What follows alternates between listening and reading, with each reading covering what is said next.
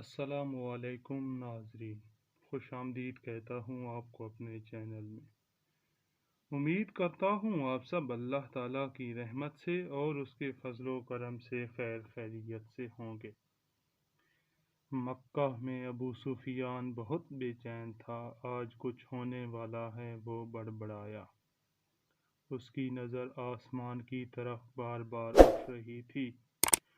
اس کی بیوی ہند، جس نے حضرت امیر حمزہ کا کلیجہ چبایا تھا، اس کی پریشانی دیکھ کر اس کے پاس آ گئی تھی۔ کیا بات ہے، کیوں پریشان ہو؟ ہوں، ابو سفیان چونکا۔ کچھ نہیں، طبیعت گھبرا رہی ہے، میں ذرا گھوم کر آتا ہوں۔ وہ یہ کہہ کر گھر کے بیرونی دروازے سے باہر نکل گیا۔ مکہ کی گلیوں میں گھومتے گھومتے وہ اس کی حد تک پہنچ گیا تھا۔ اچانک اس کی نظر شہر سے باہر ایک وسیع میدان پر پڑی۔ ہزاروں مشعلیں روشن تھیں، لوگوں کی چہل پہل ان کی روشنی میں نظر آ رہی تھی، اور بنبناہٹ کی آواز تھی جیسے سینکڑوں لوگ دھیمی آواز میں کچھ پڑھ رہے ہوں۔ اس کا دل دھک سے رہ گیا تھا۔ اس نے فیصلہ کیا وہ قریب جا کر دیکھے گا یہ کون لوگ ہیں۔ اتنا تو وہ سمجھ ہی چکا تھا کہ مکہ کے لوگ تو غافلوں کی نیند سو رہے ہیں اور یہ لشکر یقیناً مکہ پر چڑھائی کے لیے آیا ہے۔ وہ یہ جاننا چاہتا تھا یہ کون لوگ ہیں۔ وہ آہستہ آہستہ اوٹ لیتا اس لشکر کے کافی قریب پہنچ چکا تھا۔ کچھ لوگوں کو اس نے پہچان لیا تھا، یہ اس کے اپنے ہی لوگ تھے جو مسلمان ہو چکے تھے اور مدینہ ہجرت کر چکے تھے۔ اس کا دل ڈوب رہا تھا، وہ سمجھ گیا تھا یہ لشکر مسلمانوں کا ہے اور یقیناً محمد صلی اللہ علیہ وآلہ وسلم اپنے جانثاروں کے ساتھ مکہ آ پہنچے تھے۔ وہ چھپ کر حالات کا جائزہ لے ہی رہا تھا کہ عقب سے کسی نے اس کی گردن پر تلوار رکھ دی۔ اس کا اوپر کا سانس اوپر اور نیچے کا سانس نیچے رہ گیا۔ لشکر کے پہرے داروں نے اسے پکڑ لیا تھا اور اب اسے بارگاہ مصطفیٰ میں لے جا رہے تھے۔ اس کا ایک ایک قدم کئی کئی من کا ہو چکا تھا۔ ہر قدم پر اسے اپنے کرتوت یاد آ رہے تھے۔ جنگ بدر، احد، خندق، خیبر سب اس کی آنکھوں کے سامنے ناچ رہی تھی۔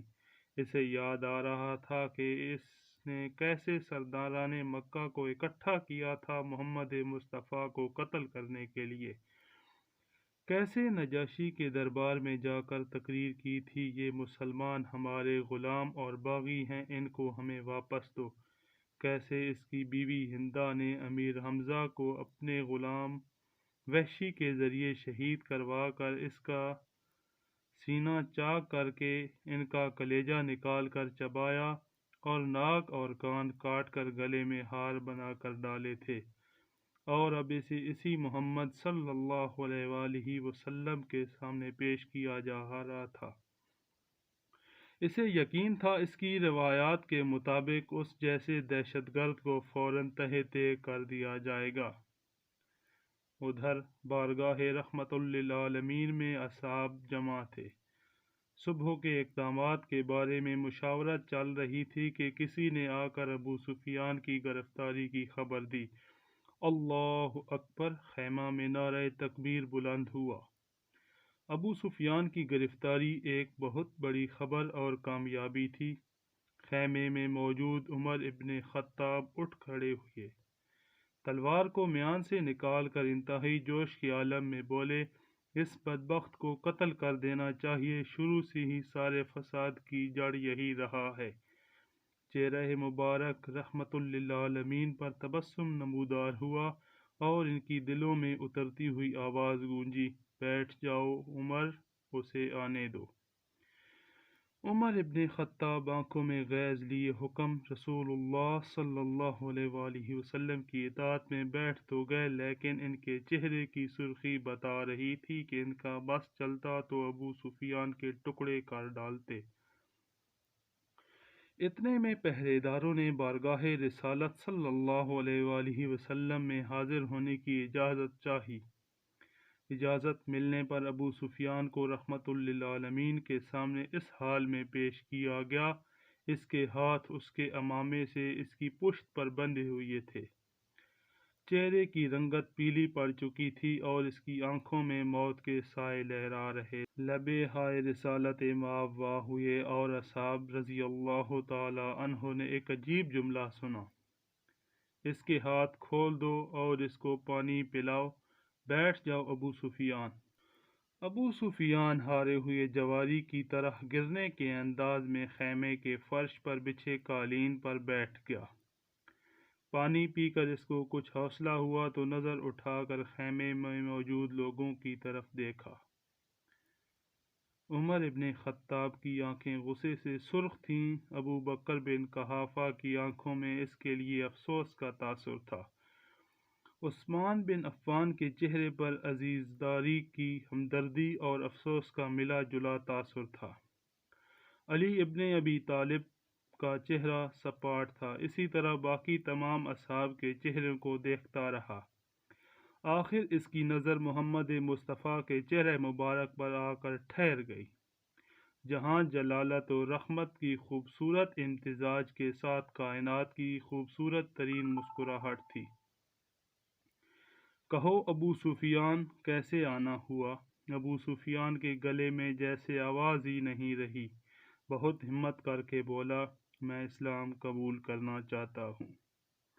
عمر ابن خطاب ایک بار پھر اٹھ کھڑے ہوئے، یا رسول اللہ صلی اللہ علیہ وآلہ وسلم، یہ شخص مکاری کر رہا ہے، جان بچانے کے لیے اسلام قبول کرنا چاہتا ہے، مجھے اجازت دیں میں آج اس دشمن ازلی کا خاتمہ ہی کر دوں۔ ان کے منہ سے کف جاری تھا۔ بیٹھ جاؤ عمر، رسالت مآب صلی اللہ علیہ وآلہ وسلم نے نرمی سے پھر فرمایا۔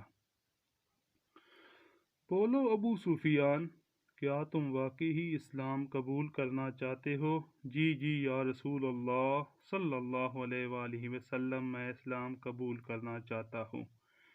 میں سمجھ گیا ہوں آپ اور آپ کا دین بھی سچا اور آپ کا خدا بھی سچا، اس کا وعدہ پورا ہوا، میں جان گیا ہوں صبح مکہ کو فتح ہونے سے کوئی نہیں بچا سکے گا۔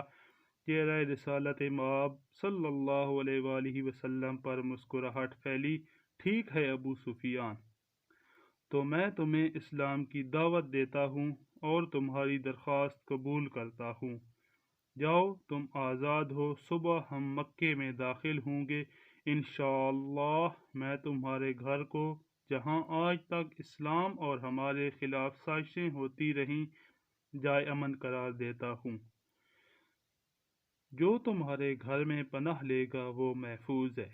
ابو سفیان کی آنکھیں حیرت سے پھٹی جا رہی تھیں، اور مکہ والوں سے کہنا، جو بیت اللہ میں داخل ہو گیا اس کو امان ہے، جو اپنے کسی عبادت گاہ میں چلا گیا اس کو امان ہے، یہاں تک کہ جو اپنے گھر میں بیٹھا رہا اس کو امان ہے۔ جاؤ ابو سفیان، جاؤ اور جا کر صبح ہماری آمد کا انتظار کرو، اور کہنا مکہ والوں سے ہماری کوئی تلوار بیان سے باہر نہیں ہوگی، ہمارا کوئی تیر ترکش سے باہر نہیں ہوگا، ہمارا کوئی نیزہ کسی کی طرف سیدھا نہیں ہوگا جب تک کوئی ہمارے ساتھ لڑنا نہ چاہے۔ ابو سفیان حیرت سے محمد مصطفیٰ کی طرف دیکھتا اور کانپتے ہوئے ہونٹوں سے بولنا شروع کیا، اشہد ان لا الہ الا اللہ واشہد ان محمدا عبدہ ورسولہ۔ سب سے پہلے عمر ابن خطاب آگے بڑھے اور ابو سفیان کو گلے سے لگا لیا۔ مرحبا ابو سفیان، اب سے تم ہمارے دینی بھائی ہو گئے، تمہاری جان مال ہمارے اوپر ویسے ہی حرام ہو گیا جیسا کہ ہر مسلمان کا دوسرے پر حرام ہے۔ تم کو مبارک ہو، تمہاری پچھلی ساری خطائیں معاف کر دی گئیں اور اللہ تبارک و تعالی تمہارے پچھلے گناہ معاف فرمائے۔ ابو سفیان حیرت سے خطاب کے بیٹے کو دیکھ رہا تھا۔ یہ وہی تھا کہ چند لمحہ پہلے جس کی آنکھوں میں اس کے لیے شدید نفرت اور غصہ تھا اور جو اس کی جان لینا چاہتا تھا، اب وہی اس کو گلے سے لگا کر بھائی بول رہا تھا۔ یہ کیسا دین ہے، یہ کیسے لوگ ہیں؟ سب سے گلے مل کر اور رسول اللہ صلی اللہ علیہ وآلہ وسلم کے ہاتھوں پر بوسہ دے کر ابو سفیان خیمے سے باہر نکل گیا۔ دہشت گرد ابو سفیان، جس کے شر سے مسلمان آج تک تنگ تھے، انہی کے درمیان سلامتی سے گزرتا ہوا جا رہا تھا۔ جہاں سے گزرتا، اسے اسلامی لشکر کا ہر فرد، ہر جنگجو، ہر سپاہی جو تھوڑی دیر پہلے اس کی جان کے دشمن تھے، اب آگے بڑھ بڑھ کر اس کو مبارکباد دے رہے تھے اور مصافحہ کر رہے تھے اور خوش آمدید کہہ رہے تھے۔ اگلے دن مکہ کے شہر کی حد پر جو لوگ کھڑے تھے، ان میں سب سے نمایاں ابو سفیان تھا۔ مسلمانوں کا لشکر مکہ میں داخل ہو چکا تھا۔ کسی ایک تلوار، کسی ایک نیزے کی انی، کسی ایک تیر کی نوک پر خون کا ایک قطرہ بھی نہیں تھا۔ لشکر اسلام کو ہدایات مل چکی تھیں، کسی کے گھر میں داخل مت ہونا، کسی کی عبادت گاہ کو نقصان مت پہنچانا، کسی کا پیچھا مت کرنا، عورتوں اور بچوں پر ہاتھ نہ اٹھانا، کسی کا مال نہ لوٹنا۔ بلال حبشی آگے آگے اعلان کرتا جا رہا تھا، مکہ والو، رسول خدا صلی اللہ علیہ وآلہ وسلم کی طرف سے آج تم سب کے لیے عام معافی کا اعلان ہے۔ کسی سے اس کے سابقہ اعمال پر کوئی باز پرس نہیں ہوگی۔ جو اسلام قبول کرنا چاہے وہ کر سکتا ہے، اور جو نہ کرنا چاہے وہ اپنے سابقہ دین پر رہ سکتا ہے۔ سب کو ان کے مذہب کے مطابق عبادت کی کھلی اجازت ہوگی، صرف مسجد حرام اور اس کی حدود کے اندر بت پرستی کی اجازت نہیں ہوگی۔ کسی کا ذریعہ معاش چھینا نہیں جائے گا، کسی کو اس کی اراضی و جائیداد سے محروم نہیں کیا جائے گا۔ غیر مسلموں کی جان و مال کی حفاظت مسلمان کریں گے۔ اے مکہ کے لوگو! ہندا اپنے گھر کے دروازے پر کھڑی لشکر اسلام کو گزرتے دیکھ رہی تھی۔ اس کا دل گواہی نہیں دے رہا تھا کہ حضرت حمزہ کا قتل اس کو معاف کر دیا جائے گا، لیکن ابو سفیان نے تو رات کو یہی کہا تھا، اسلام قبول کر لو، سب غلطیاں معاف ہو جائیں گی۔ مکہ فتح ہو چکا تھا، بنا ظلم و تشدد، بنا خون بہائے، بنا تلوار و تیر چلائے۔ لوگ جوک در جوک اس آفاقی مذہب کو اختیار کرنے اور اللہ کی توحید اور رسول اللہ صلی اللہ علیہ وآلہ وسلم کی رسالت کا اقرار کرنے مسجد حرام کے صحن میں جمع ہو رہے تھے، اور تبھی مکہ والوں نے دیکھا اس ہجوم میں ہندا بھی شامل تھیں۔ یہ ہوا کرتا تھا اسلام، یہ تھی اس کی تعلیمات، یہ سکھایا تھا رحمت للعالمین صلی اللہ علیہ وآلہ وسلم نے۔ امید کرتا ہوں آج کی یہ ویڈیو آپ کو ضرور اچھی لگے گی۔ اگر ویڈیو اچھی لگے تو اس طرح کی مزید ویڈیوز کے لیے چینل کو لازمی سبسکرائب کر دیں۔ جزاک